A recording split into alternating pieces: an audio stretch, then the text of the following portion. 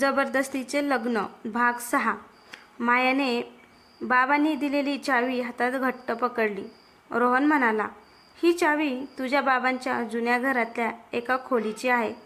पण एक गोष्ट लक्षात ठेव, त्या खोलीत जे काही आहे ते पाहिल्यानंतर तुझ्या बाबाबद्दलची तुझी सगळी मतं बदलतील. माया आणि आरव ते जुन्या घरात पोहोचले. घर अनेक वर्षापासून बंद होतं. मायाने चावी कुलपात फिरवली. क्लिक. दरवाजा उघडला. आत एक जुनं टेबल, काही फायली आणि भिंतीवर मायांच्या बाबांचा मोठा फोटो होता. आरवने टेबलाचा ड्रॉवर उघडला. आत एक डायरी होती. मायाने डायरी उघडली. पहिल्याच पानावर लिहिलं होतं, माया, तुझ्या लग्नामागचं खरं कारण या डायरीत आहे. माया पुढचं पान वाचू लागली. मला माहिती होतं की माझ्यावर खोटे आरोप केले जातील, म्हणून मी तुझं लग्न आरवसोबत ठरवलं. कारण आरवच्या वडिलांकडे माझ्या निर्दोषत्वाचा शेवटचा पुरावा होता. आरव थपकला. म्हणजे माझ्या बाबांकडे तो पुरावा होता. माया पुढचं पान उलटते, पण त्या पानावर काहीच नव्हतं. फक्त खाली एक तारीख लिहिलेली होती, 16 ऑगस्ट. माया आश्चर्याने म्हणाली, आजच 16 ऑगस्ट आहे. तेवढ्यात खोलीच्या बाहेर पावलांचा आवाज आला. आरवने दरवाजाकडे पाहिलं. कोणीतरी बाहेरून म्हणालं, तुम्ही शेवटी ती डायरी शोधलीच. माया आणि आरव एकमेकांकडे पाहू लागले. दाराबाहेर कोण उभं होतं? दाराबाहेरचा आवाज ऐकून माया आणि आरव दोघेही शांत झाले. मायाने हळूच विचारलं, कोण आहे? दार उघडलं. समोर आरवची आई सुमित्राबाई उभ्या होत्या. माया आश्चर्याने म्हणाली, आई, तुम्ही इथे? सुमित्राबाईंनी आत येताच डायरीकडे पाहिलं. हो, कारण मला माहिती होतं की एक दिवस तुम्हाला ही डायरी सापडणार. आरवने विचारलं, आई, बाबांनी माझ्या वडिलांकडे कोणता पुरावा ठेवला होता? सुमित्राबाई काही क्षण शांत राहिल्या. मग त्या म्हणाल्या, तुझ्या बाबांकडे एक व्हिडिओ रेकॉर्डिंग होतं. त्यात मायाच्या बाबावर लावलेले आरोप खोटे असल्याचा पुरावा होता. मायाच्या डोळ्यात आशा चमकली. मग तो व्हिडिओ कुठे आहे? सुमित्राबाईंनी डायरीच्या शेवटच्या पानाकडे बोट दाखवलं. तुझ्या बाबांनी त्यांचा पत्ता इथे लिहिला आहे. मायाने पान उलटलं. खाली फक्त एकच वाक्य होतं, व्हिडिओ तिथे आहे जिथे माया आणि आरव पहिल्यांदा एकमेकांना भेटले होते. आरव विचारात पडला, आपण पहिल्यांदा कुठे भेटलो होतो? माया हळू आवाजात म्हणाली, त्या जुन्या मंदिराजवळ. तेवढ्यात डायरीतून एक छोटी चिठ्ठी खाली पडली. त्यावर लिहिलं होतं, मंदिरात जा, पण एकटे जाऊ नका, कारण तिथे तुमची वाट पाहणारा माणूस सत्य सांगणार आहे. माया आणि आरवने एकमेकांकडे पाहिलं. मंदिरात त्यांची वाट कोण पाहत होतं? माया आणि आरव मंदिराकडे निघाले. सुमित्राबाईही त्यांच्यासोबत होत्या. मंदिराच्या मागच्या बाजूला एक जुनी दगडी खोली होती. माया तेथे पोहोचताच थांबली. आरव, आपण पहिल्यांदा इथेच भेटलो होतो ना? आरवने आजूबाजूला पाहिलं. पण इथे आपल्याला काय शोधायचं आहे? तेवढ्यात मंदिराच्या घंटा वाजल्या. आवाजाच्या दिशेने पाहिलं तर एक वयस्कर व्यक्ती उभी होती. त्यांच्या हातात एक छोटा बॉक्स होता. ते म्हणाले, हा बॉक्स तुझ्या बाबांनी माझ्याकडे ठेवला होता. मायाने बॉक्स घेतला. आत एक जुना पेनड्रॉव आणि एक चिठ्ठी होती. चिठ्ठीवर लिहिलं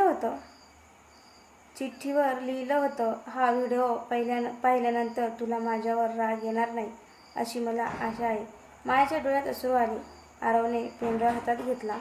आपण हा व्हिडिओ आत्ताच पाहूया. पेनड्रॉव सुरू झाला. तो त्यांचा मायाचे सगळ्यात बाबा मोठा दिसले. विरोधक ते होता. म्हणत होते, माया हादरली. माया, मग तो माझ्या तुझं आणि लहानपणी आरवचं लग्न आपल्या मी घरी एका काय येत कारणासाठी होता? ठरवलं, पण त्या रघुनाथ कारणामागे म्हणाला. फक्त तुझी सुरक्षा नव्हती. तुझ्या व्हिडिओ बाबांना अचानक त्यांच्यावर थांबला. संशय होता, माया घाबरून पण म्हणाली, त्यांच्याकडे तुझ्या बाबाविरुद्ध व्हिडिओ बंद काही का पुरावे झाला? असल्यामुळे ते वयस्कर त्यांच्याशी व्यक्तीने थेट भांडू शांतपणे शकत उत्तर नव्हते. दिलं, कारण आरवने पुढचा भाग फोटो पुन्हा पाहण्यासाठी पाहिला. तुम्हाला आधी एक फोटोच्या सत्य मागे स्वीकारावं एक लागेल. तारीख आणि माया म्हणाली, एक पत्ता लिहिलेला होता. कसलं हा सत्य? पत्ता कुठला?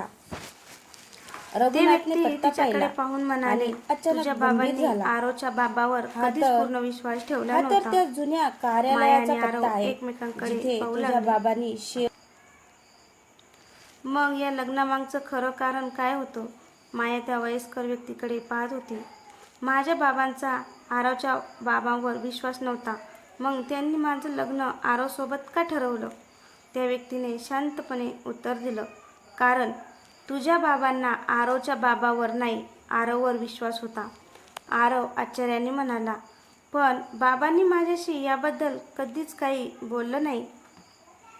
त्यांना वेळ मिळाला नाही, तो म्हणाला. मायाने विचारले, मग व्हिडिओचा पुढचा भाग कुठे आहे? त्याने बॉक्समधून एक छोटी मेमरी कार्ड काढली.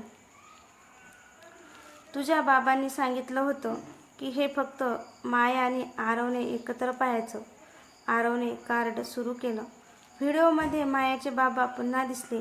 ते म्हणाले, माया, जर तू हा व्हिडिओ पाहत असशील तर समजून घे, तुझं आणि आरवचं लग्न माझ्या आयुष्यातील सर्वात कठीण निर्णय होता. माया डोळ्यात अश्रू घेऊन स्क्रीनकडे पाहत होती. पुढे ते म्हणाले, कारण आरवला मी माझ्या मुलासारखं मानत होतो, पण त्याच्यापासून एक मोठं सत्य लपवलं होतं. आरव दचकला. माझ्यापासून कोणतं सत्य लपवलं? व्हिडिओ अचानक थांबला. स्क्रीनवर फक्त एक वाक्य दिसलं. आरवला त्याच्या वडिलांच्या भूतकाळाबद्दल सत्य माहीत झालं तर तो स्वतःच निर्णय घेईल. आरवला त्याच्या वडिलांच्या भूतकाळाबद्दल माहिती झालं तर तो स्वतःच निर्णय घेईल. आरव शांत उभा राहिला. माया त्याच्याकडे पाहत म्हणाली, आरव, तुझ्या बाबांच्या भूतकाळात असं काय होतं? तेवढ्यात मंदिराच्या बाहेरून एका स्त्रीचा आवाज आला, ते सत्य मी सांगू शकते. सगळेजण मागे वळले.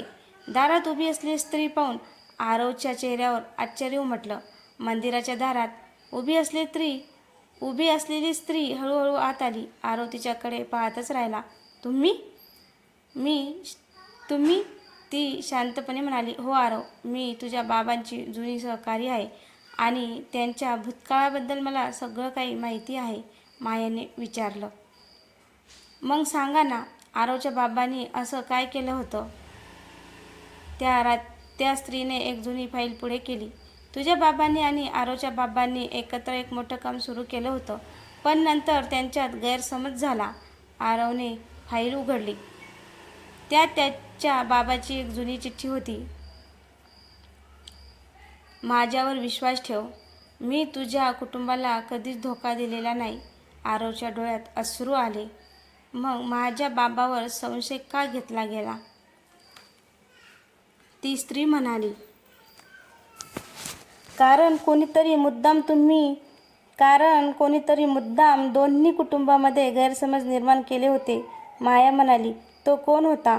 स्त्रीने उत्तर दिलं, तोच माणूस ज्याने तुमच्या दोन्ही बाबांच्या आयुष्यातील सगळे पुरावे बदलले. आरवने विचारलं, आणि तो आता कुठे आहे? ती स्त्री काही क्षण शांत राहिली. मग तिने मंदिराच्या बाहेरच्या रस्त्याकडे पाहिलं. तो अजूनही जिवंत आहे आणि आज सकाळपासून तुमच्या मागावर आहे. माया घाबरली. तेवढ्या तिच्या फोनवर एक मेसेज आला, सत्याच्या जवळ जाऊ नका, नाहीतर तुमच्या बाबाचं शेवटचं गुपित कायमच दडून राहील. आरवने फोनकडे पाहिलं आणि ठामपणे म्हणाला, आता आम्ही थांबणार नाही. मंदिरातून बाहेर पडताना माया आणि आरवच्या मनात अनेक प्रश्न होते. आरव म्हणाला, आपल्या बाबांनी जे सहन केलं त्यामागचं खरं कारण आपल्याला शोधायचंच आहे. तेवढ्यात त्या स्त्रीने त्याला थांबवलं. थांबा, तुमच्या बाबांनी माझ्याकडे आणखी एक गोष्ट ठेवली होती. तिने एक जुना लिफाफा मायाच्या हातात दिला.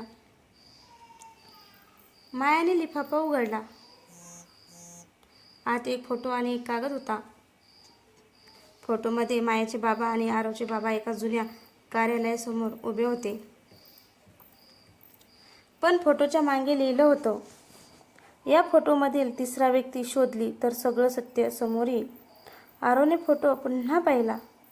इथे तर फक्त आम्ही दोघांचे बाबा आहेत.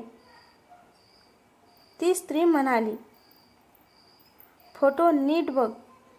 ती स्त्री म्हणाली, फोटो नीट बघ. मायाने फोटो उलटा केला. फोटोच्या कडेला एका काचेच्या दरवाजात तिसऱ्या व्यक्तीची सावली दिसत होती. माया दचकली. ही सावली कुणाची आहे? ती स्त्री म्हणाली, हीच व्यक्ती तुमच्या दोन्ही कुटुंबांमध्ये फूट पाडण्यामागे होती. आरवने विचारलं, मग आपण तिला कसं शोधायचं? ती स्त्री हळूच म्हणाली, फोटोच्या मागे लिहिलेला पत्ता पहा. मायाने पत्ता वाचला. तो पत्ता पाहून तिच्या चेहऱ्यावर आश्चर्य उमटलं.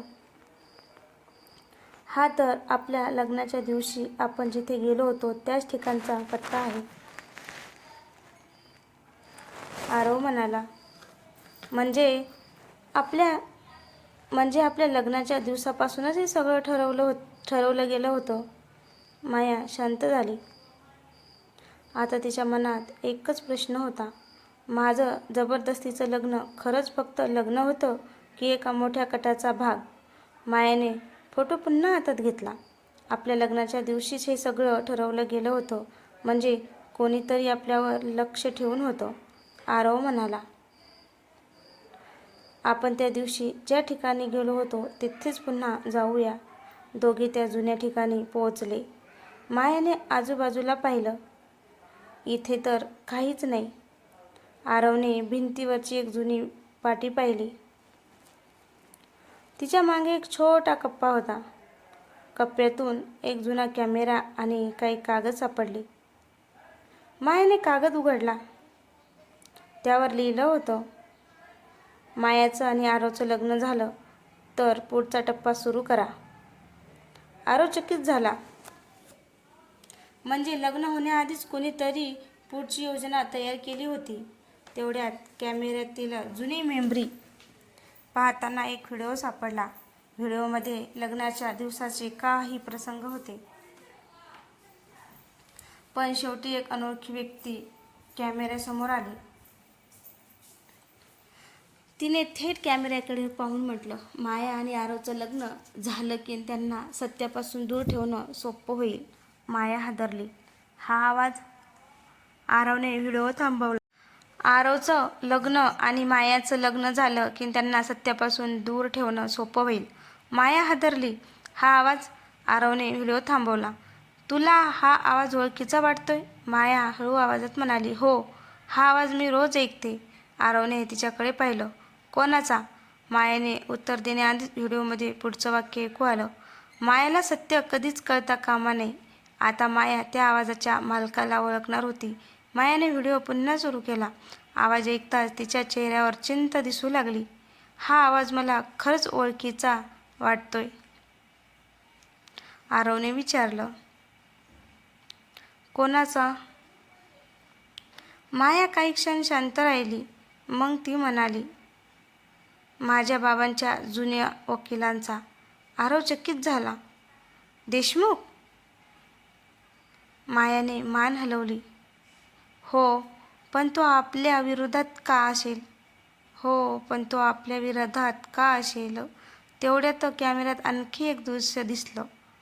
वकील देशमुख एका व्यक्तीशी बोलत होता. त्यांच्या हातात एक फाईल होती. देशमुख म्हणत होता, लग्न झालं आहे, आता पुढचा पुरावा तिच्या हातात पोहोचू देऊ नका. माया थरथरली. म्हणजे लग्नानंतरही ते आपल्यावर लक्ष ठेवत होते? आरवने व्हिडिओ पुढे केला.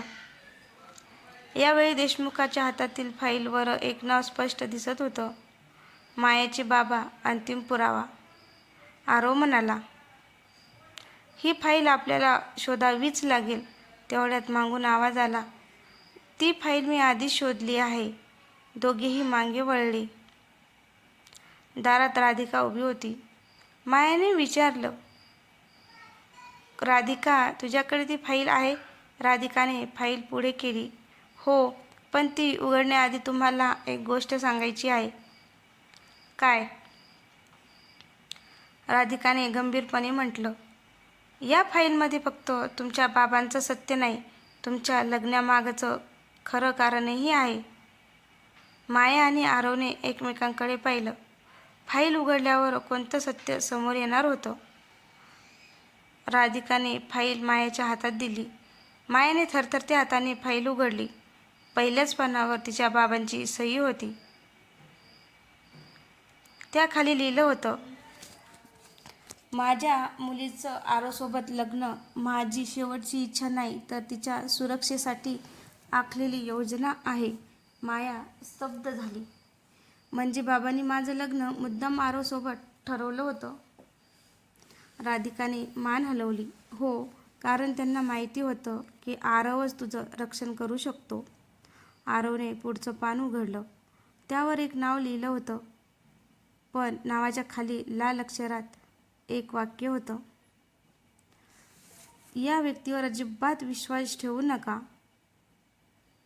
आरवने नाव वाचलं आणि त्याचा चेहरा बदलला. माया म्हणाली, कोणाचं नाव? आरवने हळू आवाजात उत्तर दिलं, माझ्या बाबांच्या सर्वात जवळच्या मित्राचं. तेवढ्यात राधिकाने फाईलमधून आणखी एक कागद काढला. हा सगळ्यात महत्त्वाचा पुरावा आहे. कागदावर मायाच्या बाबांनी लिहिलं होतं. हा सगळ्यात महत्त्वाचा पुरावा आहे. कागदावर मायाच्या बाबांनी लिहिलं होतं.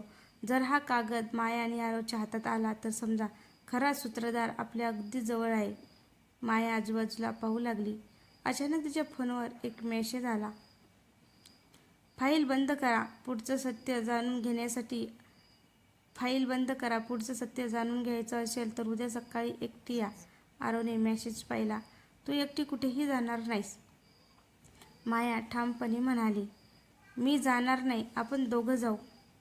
पण मेसेजच्या शेवटी लिहिलं होते, आरवला सोबत आणलं तर सत्य कायमचं गुप्त राहील. माया आणि आरव एकमेकांकडे पाहू लागले. माया त्या मेसेजकडे पाहत होती. आरवला सोबत आणलं तर सत्य कायमचं गुप्त राहील. आरव शांतपणे म्हणाला, याचा अर्थ त्यांना आपल्याला वेगळं करायचं आहे. राधिका म्हणाली, मग आपण त्याच्यावर विश्वास ठेवायचा नाही, आधी त्याच्या सांगण्यामागचं कारण शोधूया. मायाने फाईल पुन्हा उघडली. शेवटच्या पानाच्या मागे एक छोटासा कागद चिटकवलेला होता. त्यावर लिहिलं होतं, ज्याने तुम्हाला एकटं बोलावलं आहे त्याच्यावर विश्वास ठेवू नका. हा संदेश तुझ्या बाबांनी आधीच लिहून ठेवला होता. माया एकदम अशी अचानक दचकली. बाबांना हे आधीच माहिती होतं? आरव म्हणाला, म्हणजे हा मेसेज पाठवणारी व्यक्ती आपल्याला सापळ्यात ओढण्याचा प्रयत्न करते. तेवढ्यात राधिकाच्या फोनवर एक फोटो आला. फोटोमध्ये एक जुनी खोली दिसत होती. खाली फक्त एक वाक्य, तुम्हाला सत्य हवं असेल तर उद्या सकाळी इथे या. राधिकाने फोटो पाहिला आणि म्हणाली, ही जागा मला माहिती आहे. माया विचारते, कुठली? राधिका म्हणाली, हीच ती जागा आहे जिथे तुझ्या बाबांनी शेवटची भेट घेतली होती. आरवने ठामपणे सांगितलं, उद्या आपण तिघं मिळून तिथे जाऊया. पण त्या क्षणी घराच्या बाहेर गाडी थांबली. खिडकीतून पाहिलं तर एक अनोळखी व्यक्ती गाडीतून उतरली. त्याने घराकडे पाहून फोनवर कुणाला तरी म्हटलं, त्यांना फाईल सापडली आहे, आता पुढची चाल सुरू करा. माया आणि आरवला याची अजिबात कल्पना नव्हती. तर मित्रांनो, जबरदस्तीचं लग्न भाग 7 मला कसा वाटला कमेंटमध्ये नक्कीच सांगा. आणि हो, चॅनलवर नवीन असेल तर चॅनलला सबस्क्राईब करा, जेणेकरून माझी येणारी प्रत्येक स्टोरी तुमच्यापर्यंत पोहोचू शकेल. धन्यवाद.